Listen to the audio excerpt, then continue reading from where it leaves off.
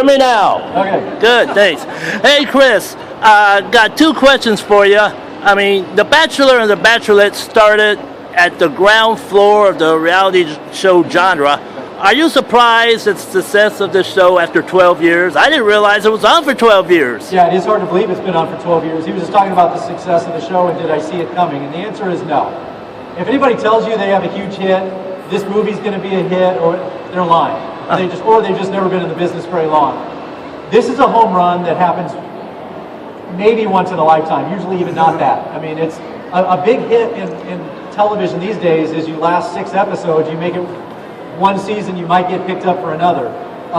For us to have gone on for 12 years and to have made that generational leap where the fans that originally started watching us are now older and the kids that are in high school and junior high are now 21 and 22 years old and now they're watching us again. And then I go to colleges and high schools. I don't know, how old are you? Do you watch the show? So there you go. So don't judge her. It's okay. Okay, good. See, bringing families together. But I love that. Are you in college, I assume? Yeah. And I didn't mean to pry and get personal, but you should go to school.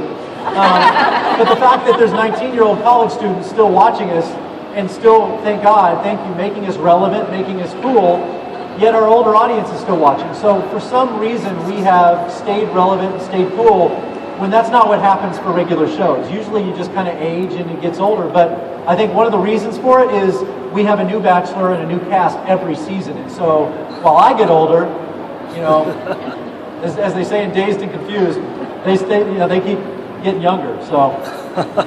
And the second question is, they have hundreds of contestants auditioning, trying to get on The Bachelor and Bachelorette, and a lot of ladies are on there. You hosted the show for 12 years. Do you happen to know the difference between which ladies are actually looking for love or looking for a rich man to get the money and run? I feel like I'm doing an interview with the Times. He was just asking if I can tell who's there for the real right reasons, as we say on the show. Who's there for sincerity? The answer is no. You never know. And the beauty of our show is it's never been predicated on the fact that everybody's there for the right reasons. It's never been promised that this is even going to work. And that's one of the genius things. I feel it's like a Seinfeld episode. Our show is about nothing. At the end of the day, we promise you nothing.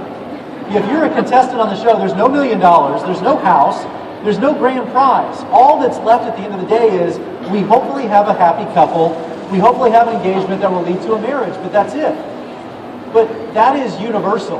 And when you ask why is the show successful, that's because it's about the most basic, universal thing, however corny and cheesy as it may seem, but that's the one thing everybody wants. Everybody wants love, everybody wants companionship, whether we're in Vietnam, South Africa, Iceland, United States, everybody wants that.